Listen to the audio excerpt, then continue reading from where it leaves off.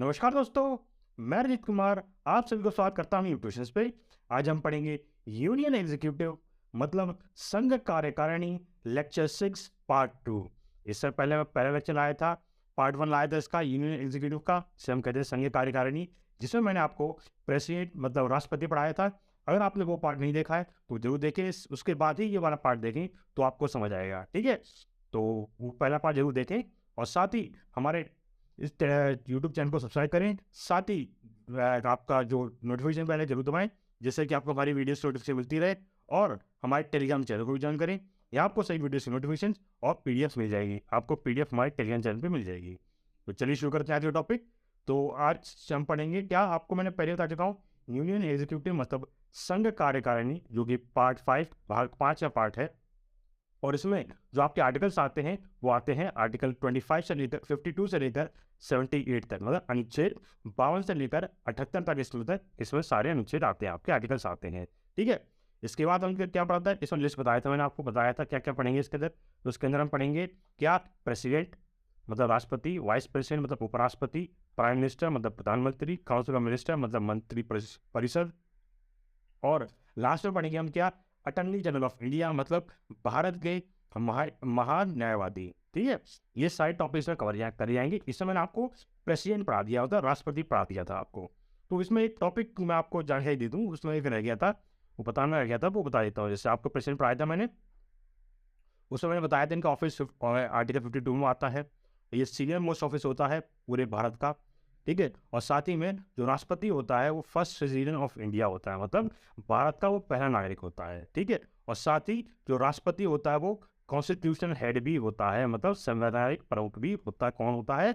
राष्ट्रपति होता है। ठीक है, तो आपको मैंने ये बताया। साथ ही मैंने इसमें इलेक्शन जब आपका जो आया था आर्टिकल 54 में, जिसमें राष्ट्रपति के चुनाव के बारे में बताया गया था, इसमें मैंने आपको बताया था कि राष्ट्रपति के चुनाव को किस प्रकार किया जाता है, मतलब कैसे करवाया जाता है, कैसे होता है। तो उसके बारे में पूरी जानकारी दी थी इस चुनाव के बारे में। तो उसमें मैंने बताया था इसमें जो इलेक्टोरल कॉलेज मेंबर्स द्वारा कहा जाता है, इसमें ये तो बताया था मैंने, इलेक्टेड मेंबर ऑफ पार्लियामेंट मतलब राज्यसभा और लोकसभा दोनों के। ठीक है, elected member of state legislative assembly मतलब राज्य विधानसभा के निर्वाचित सदस्य, और साथ में आपका elected MLA of Delhi and Puducherry. ये सभी लोग जो आपके हैं, ये बी के करिएगा, एक ये दो है, ये तीन लोग इसमें पार्टिसिपेट करते हैं। ठीक है, और इसमें मैंने आपको बताया था कौन पार्टिसिपेट नहीं करता, उसके बारे में मैंने बताया था आपको। तो इसमें कौन पार्टिसिपेट नहीं करता ये बताया था, लोक राज्यसभा बताया था। राज्यसभा के नॉमिनेटेड मेंबर जो होते हैं, नॉमिनेटेड ये होते हैं जो 12 सदस्य होते हैं ना, जिससे राष्ट्रपति जी वो अपने उससे लेते हैं, राष्ट्रपति डायरेक्ट उससे नियुक्त करते हैं उन लोगों को। और साथ ही आपको मैंने लोकसभा में बताया था कि 2 सदस्य होते हैं, है ना, जो राष्ट्रपति जी ने आप नामित करते हैं या फिर नॉमिनेट करते हैं। तो ये जो है ये 2020 से खत्म हो गया, ये बात याद रखिएगा, ये चीज़ मैंने आपको नहीं बताई। 2020 से ये जो 2 मेंबर हैं इनको खत्म कर दिया, इनको एंग्लो इंडियन कहते थे। क्या? एंग्लो इंडियंस की ये सीट रिजर्व रखी जाती थी, जिससे कि जो जैसे एंग्लो इंडियन कौन हुआ आपके दिमाग में आएगा, तो एंग्लो इंडियंस वो थे जो आपके क्या नाम है बाहर के रहने वाले थे और भारत में आके बस गए थे। जैसे कुछ ब्रिटिशर्स से जो बाहर रहते थे, है ना, ब्रिटेन में रहते थे, किसी और कंट्री में आपके फ्रांस के थे कुछ, है ना, डच लोग थे। तो वो क्या भारत में आके बस गए थे, और उनके लिए स्पेशली उनके लिए हमने क्या है एक सीट रिजर्व कर दी, मतलब उनके लिए 2 सीट रिजर्व कर दी। पर ऐसा देखा गया समय के साथ ऐसा हुआ कि ये चीज़ उनके क्या है, उनकी संख्या मिलना ऐसा हो गया कि अब वो हमारे सिटीजनशिप हो गए, डायरेक्ट परमानेंट मेंबर हो गए। तो धीरे धीरे वो हमारे अंदर एकदम विरोध हुआ, हमारी तरह घुल मिल गए हमसे। तो क्या हुआ, अब हमको ये जो 2 मेंबर्स हैं एंग्लो इंडियन मेंबर हैं, वो नहीं मिल पाते, इसलिए 2020 में इसको खत्म कर दिया गया। ठीक है, तो ये अब नहीं है। ठीक है, अब ये नहीं होता आपका। तो अब याद रखिएगा ये 2 सेक्ट मेंबर्स अब नहीं करे जाते। कौन से? 126 अमेंडमेंट के तहत करा गया था ये। ठीक है, 2019 में इसका अमेंडमेंट किया गया था, इसके तहत हमने ये 2 हटा दी। ठीक है, और 2020 में इसे लागू कर दिया गया था। तो ये चीज़ आपको बताना भूल गया था, ये चीज़ याद रखिएगा। तो लोकसभा के अब जो है ये खत्म कर दिए गए। इसको मैं और अच्छे से डिटेल में आपको आगे जब मैं लोकसभा पढ़ाऊंगा ना, तो लोकसभा में और अच्छे से मैं इसे डिटेल में और अच्छे से बताऊंगा आपको। ठीक है, तो आप परेशान मत रहिएगा, बस इतना समझ लीजिएगा कि इसको अब खत्म कर दिया गया है। बाकी इसको और डिटेल में अच्छे से डिफाइन करूंगा जब लोकसभा पढ़ाऊंगा आपको, उसके अंदर पूरा मैं अच्छे से डिफाइन कर दूंगा चीज़ को। ठीक है, तो चलिए बस अब हम शुरू करते हैं अपना नया टॉपिक, जिसे हम कहते हैं वाइस प्रेसिडेंट, मतलब उपराष्ट्रपति। तो उपराष्ट्रपति के बारे में हम पढ़ेंगे आज, ठीक है। तो मेन हमारा क्या था, आज हम उपराष्ट्रपति के बारे में ही पढ़ेंगे, क्योंकि प्रेसिडेंट के बारे में हमने पिछले लेक्चर में पढ़ लिया था। तो उपराष्ट्रपति ये कौन है? तो उपराष्ट्रपति का जो ऑफिस है वो आर्टिकल 73 मतलब अनुच्छेद 73 के तहत आता है। मतलब आर्टिकल 73 में क्या होता है, क्या है, आर्टिकल 73 में बताया गया है कि office of president, vice president sorry, उपराष्ट्रपति का कार्यालय बताया गया है, किसमें, आर्टिकल 73 में बताया गया। साथ ही आर्टिकल 64 जिसे हम अनुच्छेद 64 कहते हैं, इसमें बताया गया है कि x officer chairman of Rajya Sabha, मतलब जो हमारे उपराष्ट्रपति होते हैं वो राज्यसभा के पदेन सभापति भी होते हैं। मतलब एक तरह से समझ लीजिए कि राज्यसभा के चेयरमैन जो है वो कौन होता है, वो हमारा उपराष्ट्रपति जी होते हैं, ठीक है, वो उपराष्ट्रपति जी होते हैं। और इसमें आर्टिकल 66 के तहत, ठीक है, आर्टिकल 66 के तहत इसमें आपका क्या चुनाव करवाया जाता है, इलेक्शन करवाया जाता है आपका, ठीक है। आप याद रखिएगा, आर्टिकल 66 के तहत आपका इलेक्शन आता है, किसका, वाइस प्रेसिडेंट का इलेक्शन होता है। और कैसे करवाया जाता है उसे, तो ये इनडायरेक्ट इलेक्शन होता है, अप्रत्यक्ष चुनाव होता है, याद रखिएगा। इसमें मेंबर ऑफ पार्लियामेंट ही इसमें आप पार्टिसिपेट करते हैं, ठीक है। और इसमें कौन करता है, elected and nominated member of parliament both take part. मतलब जो मेंबर ऑफ पार्लियामेंट होते हैं, जो एमपी होते हैं, इलेक्टेड है, वो भी इलेक्टेड मतलब कौन से हो गए, जो प्रेसिडेंट द्वारा नामित किए गए हैं, नॉमिनेटेड किए गए हैं, उनको हम कहते हैं इलेक्टेड मेंबर्स। तो जो इलेक्टेड है और जो सॉरी उन्हें हम नॉमिनेटेड कहते हैं। इलेक्टेड जो होते हैं जो चुनाव से जीत के आए हैं। तो जो आपके इलेक्टेड मेंबर जो चुनाव जीत के आए हैं, नॉमिनेटेड मेंबर जो हो गए जो आपके क्या नाम है, राष्ट्रपति द्वारा चयनित करे गए हैं या चुने गए हैं, वो सदस्य, वो दोनों लोग पार्ट लेते हैं किसमें, आपके वाइस प्रेसिडेंट के चुनाव में, ठीक है।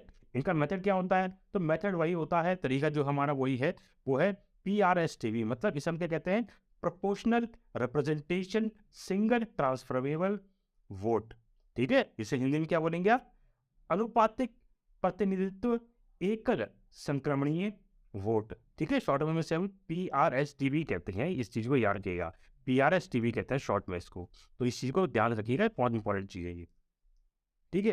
फिर इसके आगे क्या पढ़ते हैं, इसमें आपके और इलेक्शन जो होते हैं वो किसके द्वारा कराए जाते हैं, सबसे बड़ी बात आती है। तो याद रखिएगा, जो उपराष्ट्रपति के इलेक्शन है वो भी इलेक्शन कमीशन ऑफ इंडिया द्वारा कराया जाता है। साथ ही में अगर उपराष्ट्रपति चुनाव में कोई विवाद है, आपदा है, कोई डाउट निकला है, कुछ समझ लीजिए कि चुनाव सही तरीके से नहीं करवाया, या कुछ ऐसा अजीब आपके राष्ट्रपति जी क्या नाम है, जो उम्मीदवार जो खड़े हुए हैं वो उम्मीदवार गलत है, तो इस चीज़ डिस्प्यूट जो है, या फिर आप कह दें जो विवाद है, वो विवाद कौन देखेगा, तो इन्हीं के विवाद जो देखेंगे वो सुप्रीम कोर्ट देखेगा। कौन देखेगा, सुप्रीम कोर्ट देखेगा, ठीक है, सुप्रीम कोर्ट देखेगा, आपका कोर्ट देखता है, ठीक है। सर्वोच्च न्यायालय से हम कहते हैं सर्वोच्च न्यायालय ही इनके क्या है, डिस्प्यूट देखेंगे। इनका भी टोकन मनी, जैसे राष्ट्रपति जी के बारे में बताया था, जो टोकन मनी होता है, या फिर कहते हैं जो मनी आपने इन्वेस्टमेंट होता है, ये कहते हैं सिक्योरिटी मनी कहते हैं, ये एक तरह से क्या सिक्योरिटी मनी है ये। जब भी कोई व्यक्ति चुनाव के लिए खड़ा होता है तो उसको सिक्योरिटी मनी डिपॉजिट करनी पड़ती है। वो सिक्योरिटी मनी कितनी होगी, तो जैसी राष्ट्रपति की थी उतनी ही क्या है उपराष्ट्रपति की भी होगी, ठीक है, 15,000 रुपये होगी क्या सिक्योरिटी मनी। और साथ ही में अगर इनको सिक्योरिटी मनी वापस चाहिए, ये मतलब ये 15,000 रुपये जो इन्होंने सिक्योरिटी मनी जमा करे हैं, इनको अगर वापस चाहिए तो कम से कम 1/6 ऑफ वोट उन्हें मिलने चाहिए। मतलब क्या हो गया, अगर लगभग 60, जैसे मान लें एग्जाम्पल दे रहा हूँ आपको, खाली मानिए ये 60 वोट है आप बोले, उसमें 60 में से कम 6 वोट उन्हें मिलने चाहिए, तभी ये 15,000 रुपये वापस मिलेंगे, अन्यथा ये 15,000 वापस नहीं मिलेंगे। 15,000 रुपये आपके गए पूरे, ठीक है। इसमें कंडीशन लगाई गई है। अब इसमें प्रस्तावक आपके जो प्रपोजल्स होते हैं, आप कहते हैं प्रस्तावक जो मेंबर्स होते हैं, उसमें 20 मेंबर्स होते हैं, मतलब 20 सदस्य होंगे। और जो सेकेंडरी होंगे, मतलब माध्यमिक होंगे, उसमें क्या टोटल मेंबर्स कितने होंगे, 20 मेंबर्स होंगे। मतलब जो आपके प्रस्तावक के मेंबर होते हैं, जो माध्यमिक मेंबर होते हैं, उन सभी के टोटल कितने कितने मेंबर होते हैं, 20 दोनों होते हैं, टोटल 40 मेंबर्स हो गए आपके, ठीक है। ये चीज़ याद रखिएगा, छोटी छोटी बातें हैं पर इंपॉर्टेंट बातें हैं, ठीक है। फिर आगे बढ़ते हैं, इसके बाद क्या आता है, इनका टेन्योर आता है। तो इनका टेन्योर कितने टाइम का होता है, इनका टेन्योर 5 साल का होता है, आप जानते हैं। जैसे राष्ट्रपति जी का होता है, वैसे ही उपराष्ट्रपति का भी टेन्योर कितने 5 साल का होता है। ये रेजिग्नेशन किसे देंगे, तो ये अपना रेजिग्नेशन देंगे राष्ट्रपति जी को। किसको देंगे, राष्ट्रपति जी को। अपना त्याग पत्र जो होता है, वो त्याग पत्र किसको देंगे, उपराष्ट्रपति जी को देंगे। कौन, हमारे जो प्रेसिडेंट हैं, या कहते हैं चेयरमैन ऑफ राज्यसभा जो है, वो अपना त्याग पत्र किसको देंगे, तो वो राष्ट्रपति जी को देंगे। ठीक है, इनको हटाए कौन, तो इनको हटाने का जो पावर है वो भी सिर्फ राष्ट्रपति जी के पास है, राष्ट्रपति जी ही इनको हटाएंगे। ठीक है, अब ये कराया कैसे जाता है, अब देखो इसमें क्या है, आप पहले इंट्रोडक्शन एक प्रस्तावना लेके आते हैं। ठीक है, इसमें राज्यसभा में लेके आते हैं, इसमें लेके आएंगे, राज्यसभा में लेके आएंगे। ठीक है, फिर आप वोटिंग कराएंगे। ठीक है, और वो स्पेशल मेजोरिटी से पास होना चाहिए। और स्पेशल मेजोरिटी मतलब हो गया आपका कम से कम 66.66% वोट चाहिए आपको। कितने, मिनिमम वोट चाहिए इतने आपको, मिनिमम वोट चाहिए आपको 66.66 वोट। तभी आप, या कह दीजिए 2/3 वोट चाहिए होते हैं, तभी तभी क्या है, ये आपका स्पेशल मेजोरिटी जो बिल आपका है ये पास होगा, या कहते हैं विशेष बहुमत जो है वो पास होगा आपका। ठीक है, जो आपको 2/3 वोट मिलेंगे आपको। फिर क्या जाएगा, ये जाएगा आपका लोकसभा के अंदर। ठीक है, लोकसभा में जाने के बाद क्या है, ये सिंपल मेजोरिटी से पास हो जाएगा। ठीक है, उसमें क्या है, ये सिंपल मेजोरिटी से पास हो जाएगा। तो ये क्या है, इसमें इनको हटाने का ये एक तरीका हो गया। ये क्या हुआ, ये रिमूवल का तरीका हो गया। ठीक है, हटाने का,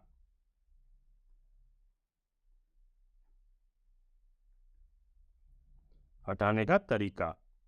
ठीक है, ये क्या हटाने का तरीका हो गया, किसको, उपराष्ट्रपति जी को हटाने का तरीका हो गया। इस चीज को याद रहेगा, ये उपराष्ट्रपति जी को हटाने का तरीका बताया गया मैंने। ऐसे बताया ना, जैसे जब राष्ट्रपति जी को हटाया जाता है तो आप इसमें एक बिल लेके आते हैं, उसमें एडवांस नोटिस देना पड़ता है, इसमें कोई एडवांस नोटिस नहीं देना पड़ता है। जब आप उनके क्या नाम है, आप इम्पीचमेंट या कहते हैं महाभियोग लेके आते हैं राष्ट्रपति जी के खिलाफ, पर उपराष्ट्रपति के खिलाफ आप ला सकते हैं। आप डायरेक्ट किसी आप राज्यसभा में, जैसे राज्यसभा के चेयरमैन होते हैं, तो पहले आप क्या राज्यसभा में लेके आएंगे भाई, इंट्रोड्यूस कराएंगे, बताएंगे कि भैया देखो ऐसा ऐसा व्यक्ति है, ये हमारे उपराष्ट्रपति जी हैं, ये कहते हैं चेयरमैन है हर जगह के, ये ढंग से काम नहीं कर पा रहे हैं, और तो आप बताइए इन्होंने अब क्या है, संविधान के ये चीज़ों का पालन नहीं करा है, जिसके तहत इनको ये हटा देना चाहिए इनके पद से।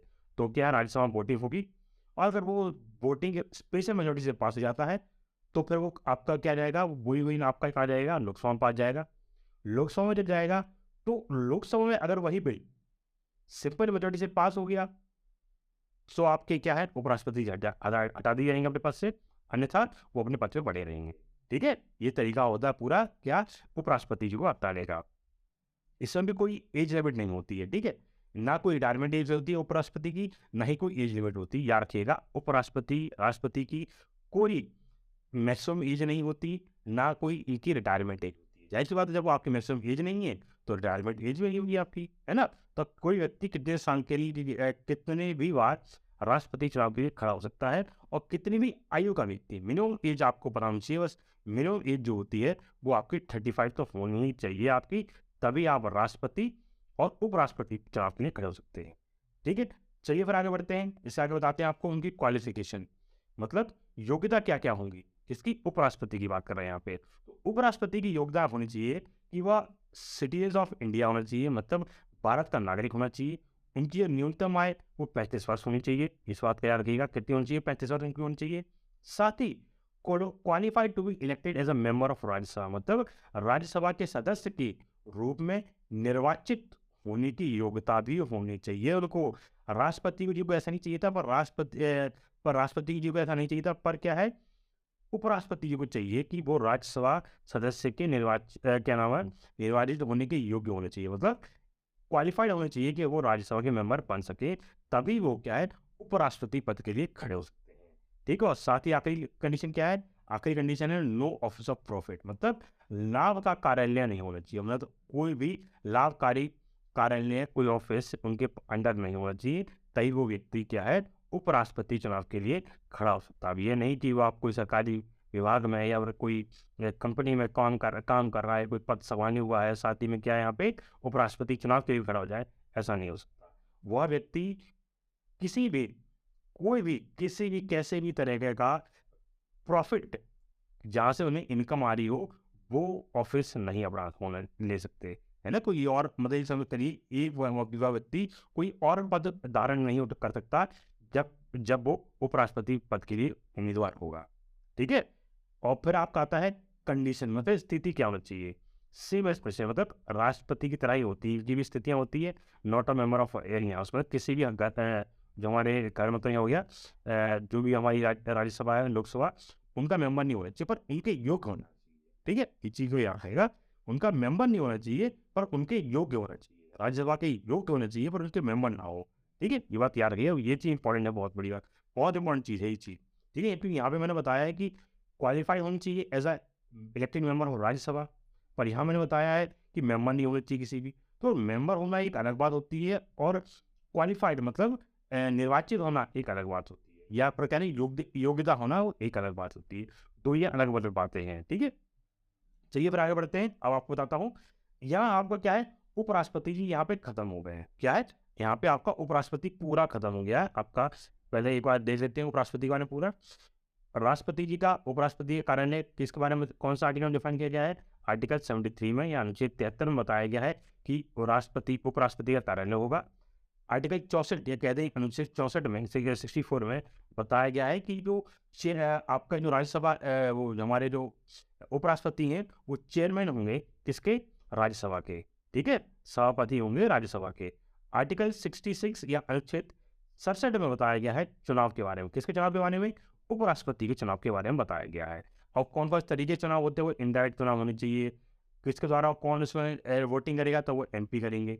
इनडायरेक्ट चुनाव होते हैं तो जिसमें आप भागीदार करते हैं, आप भागीदार नहीं होते हैं, आम जनता जो होती है उस चुनाव में भाग नहीं लेती है, उसी को हम कहते हैं क्या, इनडायरेक्ट इलेक्शन कहते हैं, ठीक है, याद रखिएगा इसमें।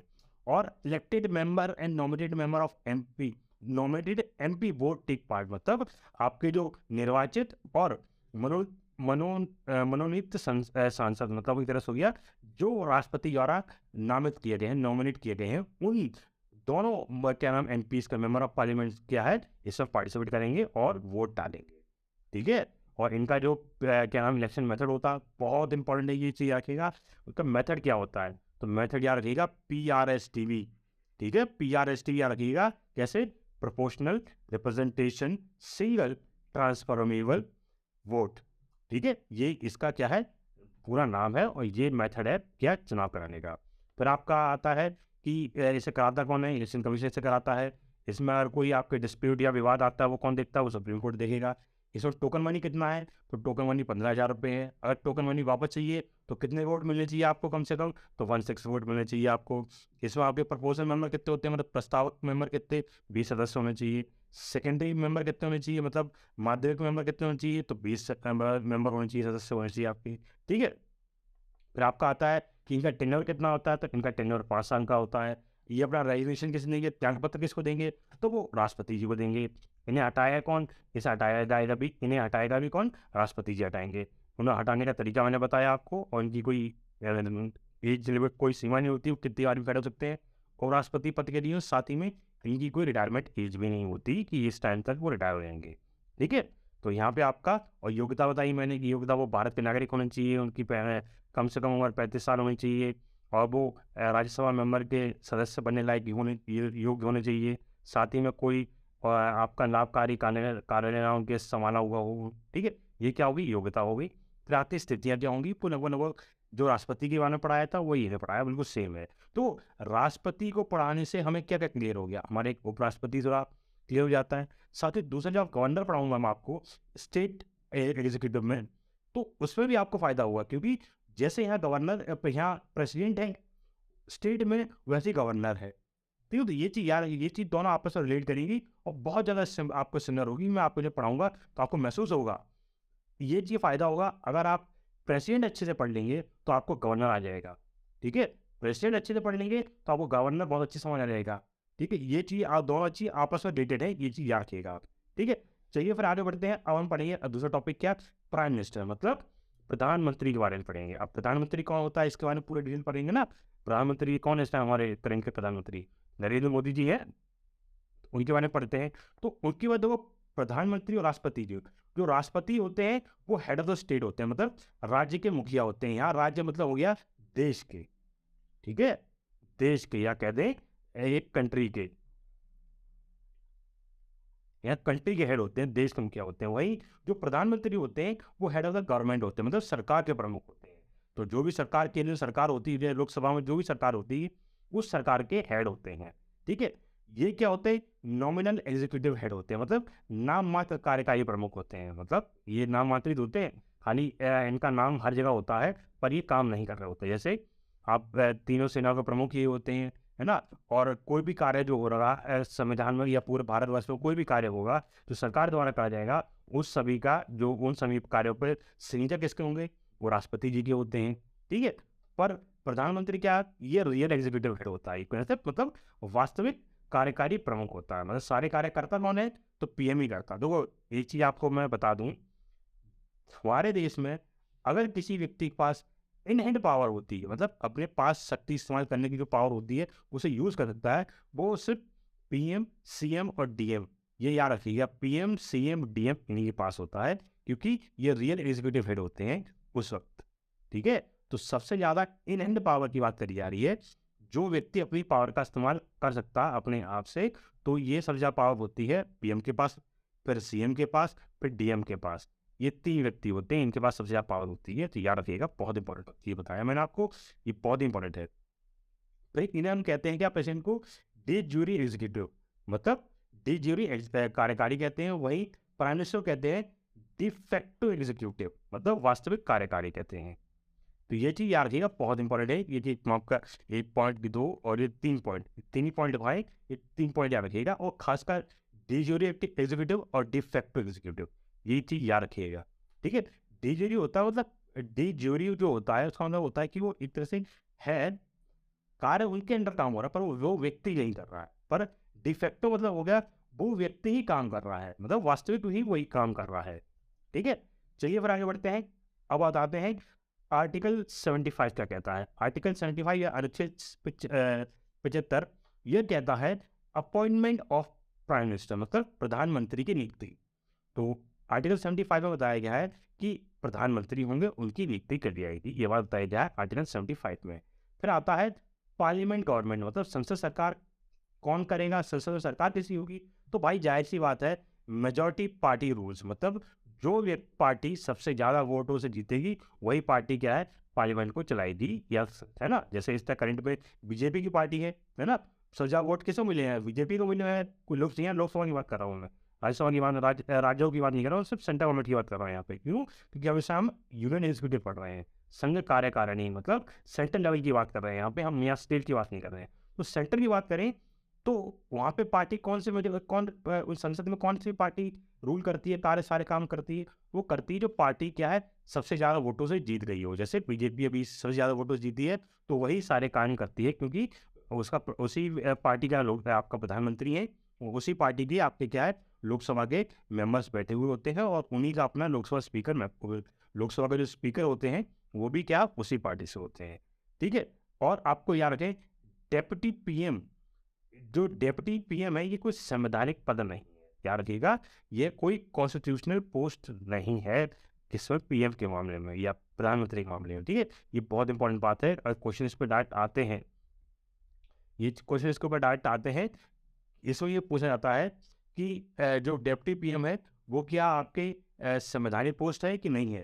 तो जाहिर सी बात है नहीं, आप टिक उसमें लगाओगे कि नहीं, जो डेप्यूटी सीएम है, पीएम है, सॉरी डेप्यूटी पीएम है, वह कोई संवैधानिक पोस्ट नहीं है। ठीक है।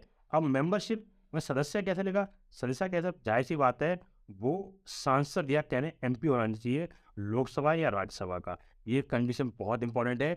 जो भी व्यक्ति प्रधानमंत्री पद के लिए उम्मीदवार होगा, या तो वो लोकसभा का सदस्य होना चाहिए या तो फिर वो राज्यसभा का सदस्य होना चाहिए, कोई एक सदस्य होना अनिवार्य है, अन्यथा वो क्या नाम प्रधानमंत्री बनने के योग्य नहीं होगा, ना उसके उस पद के लिए उम्मीदवार होगा वो। ठीक है।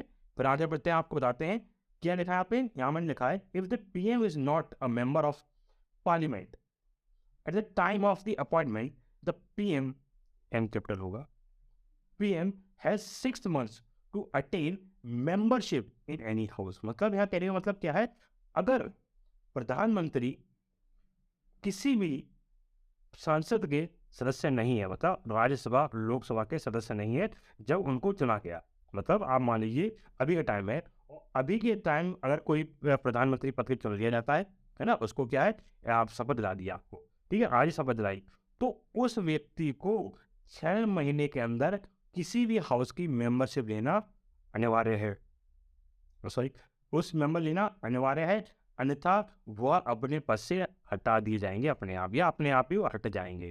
क्यों? क्योंकि वह किसी भी सभा के, या राज्यसभा या लोकसभा की बात हो रही है यहाँ पे, किसी भी सभा के सदस्य नहीं है, इसलिए उनको उस पद से हटा दिया जाएगा। या फिर या तो वो करें कि 6 महीने के अंदर किसी भी सभा का वो सदस्य प्राप्त कर लें, किसी भी सदन की वह सदस्यता प्राप्त कर लें, तो क्या है वो प्रधानमंत्री पद पे बने रहेंगे, अन्यथा उनको हटा दिया जाएगा। ये कंडीशन होती है। अगर वो किसी हाउस के मेंबर नहीं है तो उन्हें सिर्फ 6 महीने का समय होता है कि वो किसी भी हाउस का सदस्य बन जाए, अन्यथा वह अपने पद से अपने आप हट जाएंगे। ये बात उसमें लागू कहा गया है संविधान में। और इनकी जो न्यूनतम एज होती है, मिनिमम एज होती है पीएम बनने की, वो 25 साल की होती है। वहीं राज्यसभा में 30 साल की होती है। ठीक है, याद रखिएगा। अगर आपको मेंबर बनना है लोकसभा का तो आपकी मिनिमम एज 25 साल होनी चाहिए। अगर आपको मेंबर बनना है राज्यसभा का तो आपकी मिनिमम एज कितनी चाहिए? 30 साल होनी चाहिए, मतलब 30 वर्ष होनी चाहिए। ये चीज कंडीशन होती है, ये चीज याद रखिएगा, बहुत इंपॉर्टेंट बात है ये। ठीक है, अब इनको वोट कौन दिलाता है? भाई प्रधानमंत्री बन गया वो। अब प्रधानमंत्री बनने के बाद उन्हें शपथ दिलानी होती है ना, तो भाई जाहिर सी बात है राष्ट्रपति जी को, प्रधानमंत्री जी को शपथ कौन दिलाएगा? राष्ट्रपति जी दिलाएंगे। कहते हैं प्रेसिडेंट ऑफ इंडिया दिलाते हैं शपथ इनको, प्रधानमंत्री को। इनका टेन्योर कितना होता है भाई? इनका कार्यालय कितना का होता है? तो कार्यकाल इनका जायज सी बात है फिक्स्ड नहीं है। हम आप कहेंगे सर फिक्स तो होता है। भाई हमारे देश के प्रधानमंत्री हैं, 5 साल के लिए वो बने रहते हैं। प्रधान मोदी जी 5 साल के लिए रहे, 2000 अगले साल जब चुनाव होगा, अगर वो जीत जाएंगे तो दोबारा समझ जाएंगे, नहीं बन जाए नहीं हार जाएंगे तो हट जाएंगे अपने पद से। नहीं, ऐसा नहीं होता है। देखो, चुनाव अलग चीज है, प्रधानमंत्री का पद अलग है। ठीक है, चुनाव जो होता है पार्टियों के बीच में होता है, प्रधानमंत्री पद के लिए चुनाव नहीं होता है। वो चुनाव होता है वो जो लोकसभा है उसको चलाएगा कौन, या कहते हैं सरकार जो है पूरे देश को वो चलाएगा कौन, पूरे देश को कौन चलाएगा, वह चुनाव उसका हो रहा था, उसके लिए होता है, ना कि आपके प्रधानमंत्री पद के लिए होता है। ये बात याद रखिएगा, बहुत इंपॉर्टेंट बात बता रहा हूँ। क्यों प्रधानमंत्री के पद के लिए चुनाव नहीं होते हैं? चुनाव होते हैं कि देश को कौन चलाएगा, इस ऐसा समझ लीजिए आप, देश को कौन चलाएगा उसके लिए चुनाव होते हैं। तो इसलिए इनका टेन्योर फिक्स नहीं होता है, ये सिर्फ प्रेसिडेंट की दया पर रहते हैं। मतलब जब तक राष्ट्रपति की इच्छा है तब तक उनको रखेंगे, अन्यथा वो उनको हटा दिया जाएगा। अब ऐसा कह दें कि सर आज राष्ट्रपति जी मूड पाया, अगले दिन सो के उठे, बोले यार यार मोदी जी अच्छे नहीं लग रहे, बहुत टाइम हो गया, कोई दूसरा बनाते हैं, तो उन्होंने उठा के बंद कर दिया। बोले आप पटाओ, हम दूसरा रख लेंगे। ऐसा नहीं होता है भाई, उनके लिए भी कंडीशन होती है। अगर उनको उनसे पद से जमीन हटाया जा सकता है अगर वह व्यक्ति कोई गलत काम करे, असंवैधानिक कार्य करे, नॉन कॉन्स्टिट्यूशनल वर्क कर दे, है ना, संविधान के खिलाफ वर्क करें, या जो कार्य सही से नहीं कर पाए, या वो मेंटली स्टेबल ना हो। ठीक है, मेंटली स्टेबल ना हो तभी उनको हटाया जा सकता है, अन्यथा उनको नहीं हटाया जा सकता। ये बात याद रखिएगा आप। ठीक है, चलिए फिर आपको बताते हैं। अब क्वेश्चन आता है कि प्रधानमंत्री का अपना जो त्याग पत्र वो किसको देंगे? तो जाहिर बात, अगर बीच में कुछ आप परेशानी हुई है, कोई दिक्कत हुई और उनको क्या है अपने पद से हटना पड़ रहा है, तो वो किसको अपना त्याग पत्र देंगे? तो जाहिर सी बात है इस्तीफा जो होता है या त्याग पत्र जो होता है वो राष्ट्रपति जी को दिया जाता है। कौन देगा? प्रधानमंत्री देगा। ठीक है, इनको हटाएंगे कौन? तो इनको हटाएंगे भी कौन? प्रेसिडेंट, मतलब राष्ट्रपति जी ही क्या नाम है प्रधानमंत्री जी को हटाते हैं। अब पढ़ते हैं पावर ऑफ प्राइम मिनिस्टर। बताइए भाई, प्रधानमंत्री की शक्ति वो पढ़ेंगे ही पढ़ेंगे, उनके पास बहुत पावर होती है। भाई अगर देखा जाए यूनियन में, अगर यूनियन में सबसे ज्यादा पावर, इन हैंड पावर किसी के पास होती है वो प्रधानमंत्री ही होता है। याद रखिएगा, भले राष्ट्रपति सबसे पावरफुल होते हैं पर उनकी पावर पूरी उनके हाथ में नहीं होती है। मिनिस्टर ऑफ काउंसिल जो होते हैं, मंत्री परिषद जो होते हैं, उनकी सलाह पर वो कार्य करते हैं, अपने उसमें नहीं करेंगे। ठीक है, आज राष्ट्रपति जी कहें कि हम आज मन नहीं कर रहा, आज मैं देश से युद्ध शुरू कर दे रहा हूँ, ऐसा नहीं कर सकते। वो क्या है, मंत्री परिषद जो है आपकी, मंत्री परिषद या कहते हैं minister of council of minister है, उनसे सलाह मशवरा करेंगे, उनसे राय लेंगे। वो अगर कहती है कि हम आज युद्ध करेंगे या कुछ और कार्य करेंगे, तभी राष्ट्रपति जी आगे काम कर सकते हैं, अन्यथा वो काम नहीं कर सकते हैं। भले ही वो देश का सबसे पावरफुल इंसान है पर वो खाली दिखाने के लिए। ठीक है, तभी कहते हैं ना, हमको बताया था कि वास्तविक हेड कौन होता है? प्रधानमंत्री होता है, और खाली दिखाने ही हेड कौन होता है? वो राष्ट्रपति होता है। वो दिखाने के लिए होता है, काम प्रधानमंत्री करेंगे, पर नाम किसका आएगा? राष्ट्रपति जी का आएगा। क्यों? क्योंकि वह देश के एक तरह से मालिक हैं, सबसे बड़े सदस्य हैं, सबसे बड़े नागरिक हैं देश के। ठीक है, जैसे आपके घर में हैं, आपके दादाजी हो गए, आपके दादाजी, आपका पूरा परिवार, एक जॉइंट फैमिली है आपकी, तो आपके जॉइंट फैमिली में सबसे बड़े कौन होगा? आपके दादाजी हुए ना। तो कोई भी कार्य होगा वो दादाजी के नाम पे ही होता है, ना कि आपके नाम पे या आपके पापा के नाम पे होता है। इसीलिए काम भले ही आपके पापा या आप करोगे, पर नाम किसका होगा? नाम आपके दादाजी का होगा। ऐसे ही होता है राष्ट्रपति जी की। काम क्यों ही कर रहा होता है, जो साइन जो होते हैं या सिग्नेचर जो होते हैं वो किसके होंगे? राष्ट्रपति जी के होंगे। ठीक है, अब हम पढ़ेंगे प्रधानमंत्री की शक्तियों के बारे में। तो प्रधानमंत्री शक्तियों कुछ इस प्रकार है। अरे, तो काउंसिल ऑफ मिनिस्टर जो होते हैं, जो हमारे मंत्री परिषद होते हैं, उसके हेड ये कहते हैं प्रमुख होते हैं कौन? प्रधानमंत्री। पीएम हमारे क्या है? जो काउंसिल ऑफ मिनिस्टर्स होते हैं या कहते हैं मंत्री परिषद होते हैं, उसके प्रमुख होते हैं। ये बात याद रखिएगा, बहुत इंपॉर्टेंट है। साथ ही प्रेसिडेंट जो है, आर्टिकल 78 के तहत कहा जाता है, the constitution of India deals with the duty of the prime minister concerning the furnishing of information to the president. मतलब आर्टिकल 78 के तहत या अनुच्छेद 78 के तहत राष्ट्रपति जो भारत के संविधान के भारत का संविधान राष्ट्रपति को जानकारी प्रस्तुत कराने से संबंध में प्रधानमंत्री के कर्तव्य से संबंधित है। क्या? आर्टिकल 78। तो आपको ये समझ लीजिए, आर्टिकल 78 में बताया गया है जो प्रधानमंत्री है वो आपकी जो जिन बात काम हो रहा होगा संविधान पे, या ड्यूटी होगी, इन्फॉर्मेशन जो होगी, वो कौन पहुंचाएगा राष्ट्रपति तक?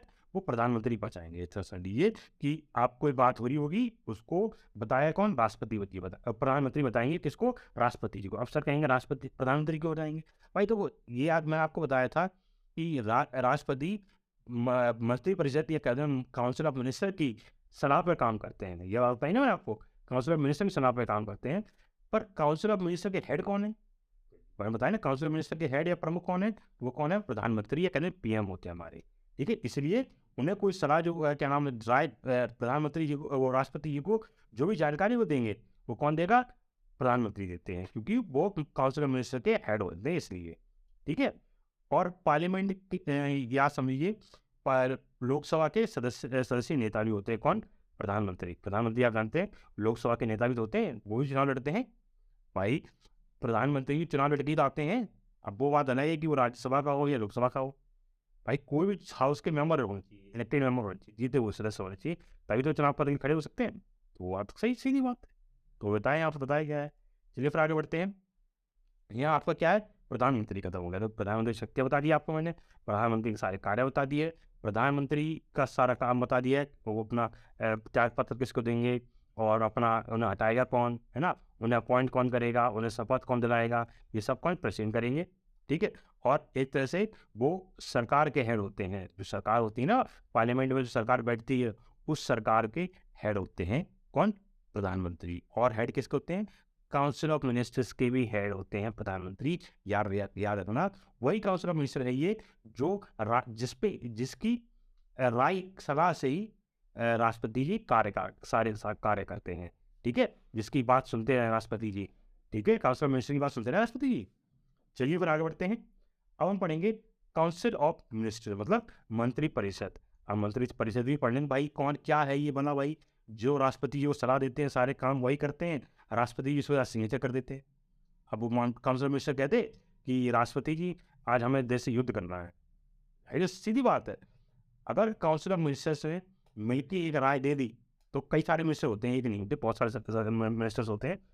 अगर उन्होंने एक साथ राय दे दी, फुल बहुमत के साथ ये राय दे दी कि भाई हमें इस देश के साथ युद्ध लड़ना है, यहाँ बहुत परेशान कर रहा है, तो युद्ध शुरू हो जाएगा। ये बात याद रखना। ठीक है, राष्ट्रपति जी को सिग्नेचर करना पड़ेगा। ऐसा करना पर कैसे पड़ेगा? या तो वो वीटो पावर, पॉकेट वीटो का इस्तेमाल कर लें, अपने जेब में रख के बैठ जाएं, बोले हाँ अभी विचार कर रहे हैं, है ना। तो एक उसकी भी लिमिट होती है। देखो, जब इमरजेंसी लागू होती है तो उसको रख नहीं सकते हैं, अन्यथा वो वापस कर देंगे बात। बोले मंत्री परिषद कहें कि आप दोबारा सोचिए, उसके बाद बताना। पर वो सोच के कहते हैं हाँ ठीक है, नहीं आप हम युद्ध ही कर लेंगे, तो राष्ट्रपति को सिग्नेचर करना ही पड़ता है। ठीक है, चलिए फिर आगे बढ़ते हैं। मैं बताता हूँ आपको आर्टिकल 74 के तहत या अनुच्छेद 74 के तहत आपको क्या है?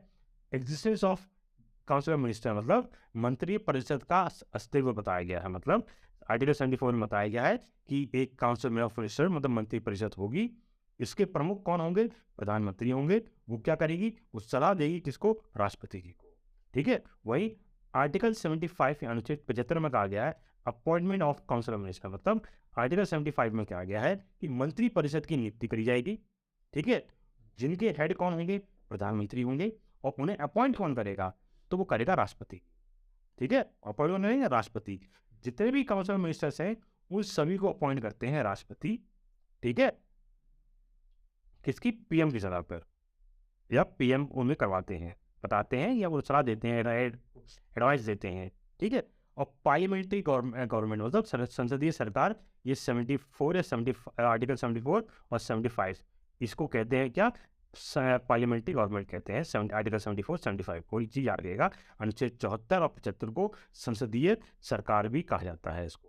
ठीक है। मेंबरशिप जो होती है मेंबर ऑफ पार्लियामेंट को, वो लोकसभा और राज्यसभा कोई भी अटेंड करनी पड़ती है 6 महीने के अंदर। ठीक है। काउंसिल मिनिस्टर क्या होता है? अगर उनको काउंसिल मिनिस्टर बनना है किसी एमपी को, तो या तो वो लोकसभा या राज्यसभा का सदस्य होना अनिवार्य है।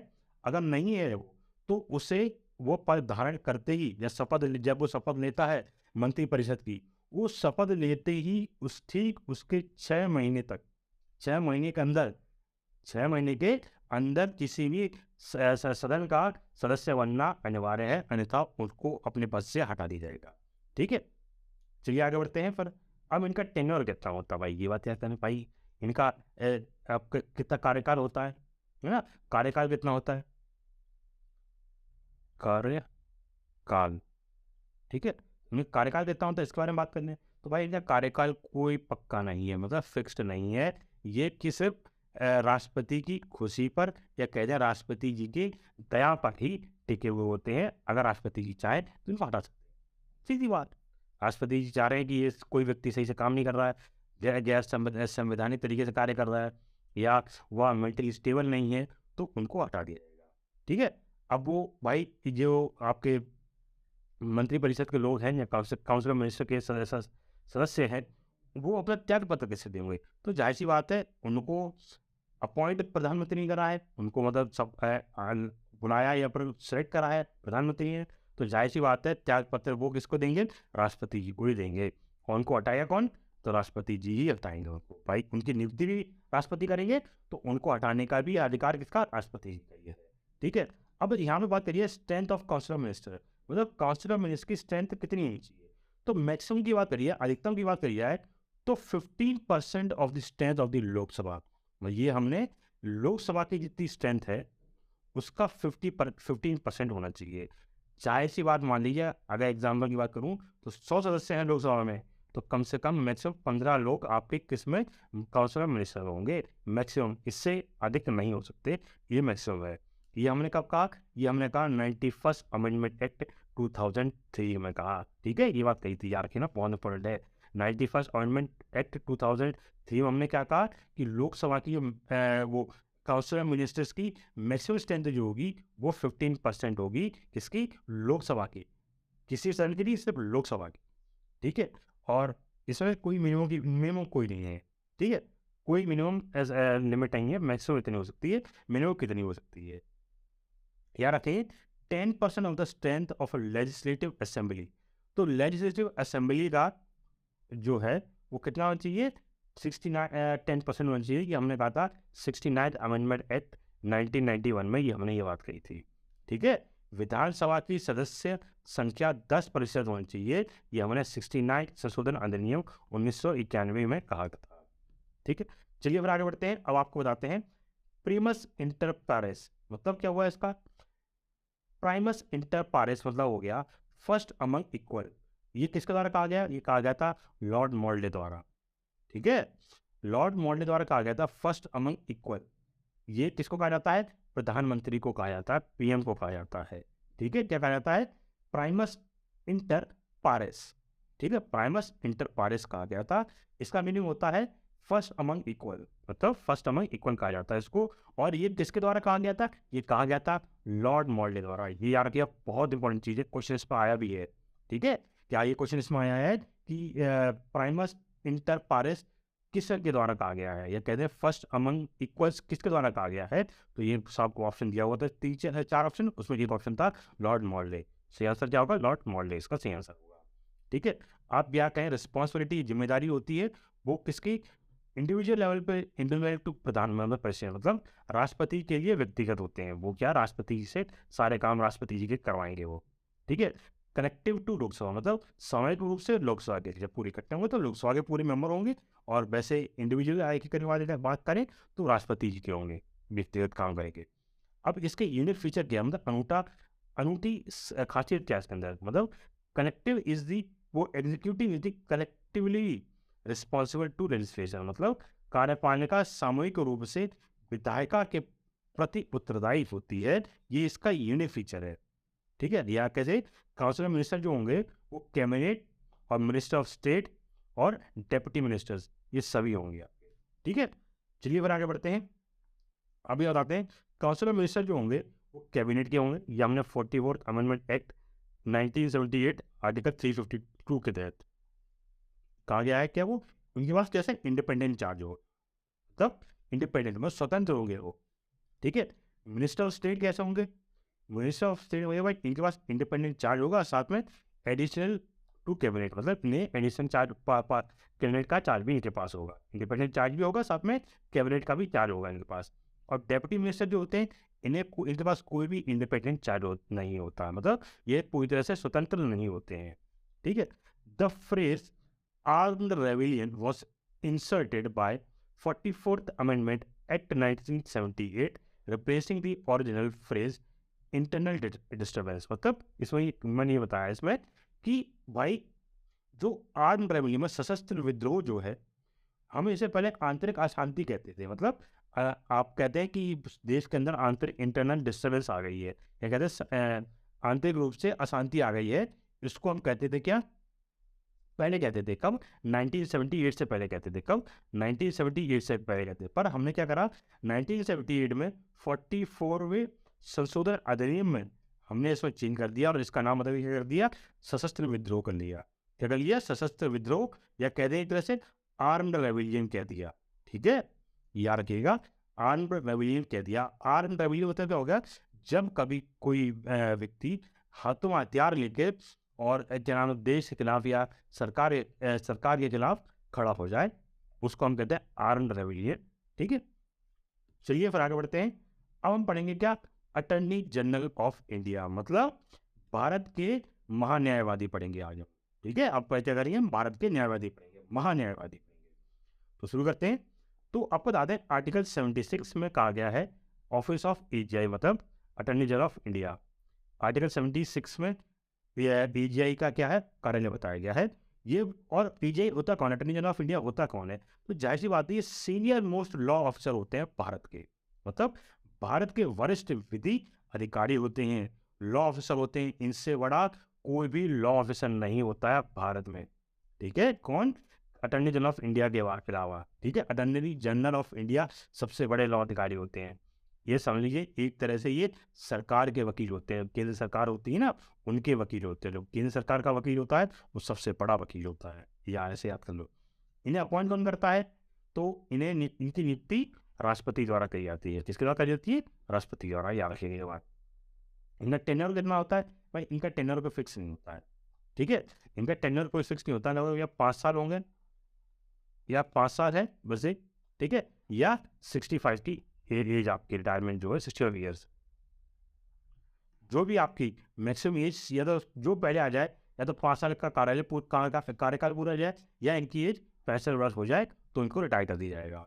और अगर चाहे तो बीच में भी हट सकते हैं राष्ट्रपति, अगर चाहे लग रहा है राष्ट्रपति ने देखा कि इनका कार्य सही से नहीं कर रहे तो क्या राष्ट्रपति जी इनको हटा सकते हैं। ठीक है, इनको हटाते कौन है, राष्ट्रपति जी हटाते हैं, वैसे मैंने भी पता है आपको। ठीक है, चलिए फिर आगे और बढ़ते हैं। इनकी योग्यता क्या होगी भाई, क्या योग्यता होगी, क्वालिफिकेशन क्या होगी, तो जाहिर बात है पहली तो ये होगी कि वो भारत के नागरिक होने चाहिए। दूसरी होगी वह हाई कोर्ट के जज होने चाहिए 5 साल के लिए। ठीक है, कम से कम हाई कोर्ट के जज होने चाहिए 5 साल के लिए, तो वो हो सकते हैं। तीसरा क्या है, हाई कोर्ट के एडवोकेट होने चाहिए, मतलब वकील होने चाहिए जिसमें उच्च न्यायालय में या हाई कोर्ट में कम से कम कितने 10 साल के लिए, भाई 10 साल तक या तो वो हाई कोर्ट के वकील हों, चौथा कंडीशन क्या है? डिस्टिंग्विश ज्यूरिस्ट, मतलब प्रतिष्ठित न्यायवादी होने, प्रतिष्ठित न्यायवादी हो राष्ट्रपति की नज़रों में, या ऐसे कह दें कि राष्ट्रपति की नज़रों में वह बहुत ही आपके प्रतिष्ठित न्यायवादी, बहुत अच्छे एक वकील या फिर कहते हैं न्यायवादी, एकदम सच्चा डिसीजन लेने वाले, मजबूत डिसीजन लेने वाले व्यक्ति हैं, ऐसा लगता है राष्ट्रपति जी को, इनसे अच्छा कोई और नहीं ले सकता है, तो राष्ट्रपति जी उनको अपॉइंट कर सकते हैं। ठीक है, ये 4 कंडीशन आपकी होती है। अब इनके अधिकार कौन से होते हैं? अधिकार कौन से होते हैं? ठीक है, तो इनके बाद अधिकार होते हैं, पहला अधिकार आपका आता है right of ordinance in any court of India, मतलब भारत के किसी भी न्यायालय में सुनवाई का अधिकार। भाई अब सुनवाई कहते हैं, देखो अटॉर्नी जनरल ऑफ इंडिया सरकार पर कभी कोई व्यक्ति केस करता है तो उस केस की सुनवाई कौन करता है? उस केस को लड़ने के लिए कौन जाता है? अटॉर्नी जनरल ऑफ इंडिया लड़ता है उस केस से। ठीक है, भारत के खिलाफ जो भी केस हो रही है, भारत सरकार जो हम केंद्र में सरकार बैठी होती, उसके खिलाफ कोई भी केस किया जाता है तो उस केस को कौन देखता है? अटॉर्नी जनरल ऑफ इंडिया देखता है। ठीक है, और ये किसी भी, इनके पास अधिकार होता है, वो किसी भी न्यायालय में जा सकते हैं, भारत के किसी भी न्यायालय में जा सकते हैं, हाई कोर्ट में भी, सुप्रीम कोर्ट में, किसी में जा सकते हैं, इनके पास पूरी आज़ादी है इनके पास। ठीक है, enjoy the privileges of minister of parliament, मतलब ये संसद मंत्री, जो संसदीय मंत्री होते हैं, उनके विशेष अधिकारों का आनंद लेते हैं, मतलब जो आनंद आपको वहाँ संसद के बैठे मंत्री को मिलते हैं वो इनको ही मिलते हैं। भाई right to speak and participate in proceeding of parliament but without the right to vote, मतलब संसद की कार्रवाई में बोलने का और बैठने का अधिकार होता है, मतलब संसद की कोई भी कार्रवाई चल रही हो, राज्यसभा की, लोकसभा की, उसमें जाके आपके जो अटॉर्नी जनरल ऑफ इंडिया है वहाँ बैठ सकते हैं। ठीक है, वहाँ बैठ सकते हैं, पर वहाँ कोई वोटिंग नहीं कर सकते, इन्हें वोट देने का अधिकार नहीं, मतलब वहाँ ऑर्डिनेंस चल रहा है, वहाँ वोटिंग चल रही है, किसी सदन में वोटिंग चल रही है, या मान लीजिए लोकसभा मान लीजिए, लोकसभा या राज्यसभा किसी वोटिंग चल रही है, तो उसमें वोटिंग करने का अधिकार अटॉर्नी जनरल ऑफ इंडिया के पास नहीं है। वहाँ मौजूद हो सकते हैं, वहाँ बैठ सकते हैं, पर वोट नहीं कर सकते, वो इनका अधिकार वोट करने का नहीं होता है। ठीक है, तो चलिए अब यहाँ पे आपका अटॉर्नी जनरल ऑफ इंडिया भी खत्म हो गया, ये यहाँ से आपका पूरा यूनियन एग्जीक्यूटिव खत्म हो गया, मतलब संघ कार्यकारिणी पूरा खत्म हो गया, दी एंड हो गया। किसका एंड हो गया? किसका? यूनियन एग्जीक्यूटिव का। ठीक है, अब मैं अगला टॉपिक आया और ये पढ़ाऊंगा मैं आपको, वो पढ़ाऊंगा स्टेट एग्जीक्यूटिव। क्या है? स्टेट एग्जीक्यूटिव पढ़ाऊंगा, मतलब राज्य कार्यकारिणी,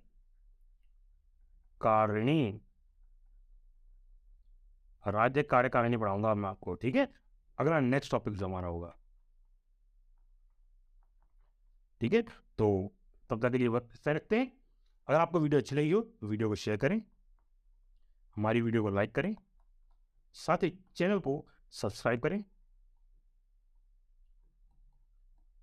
ठीक है, जय हिंद।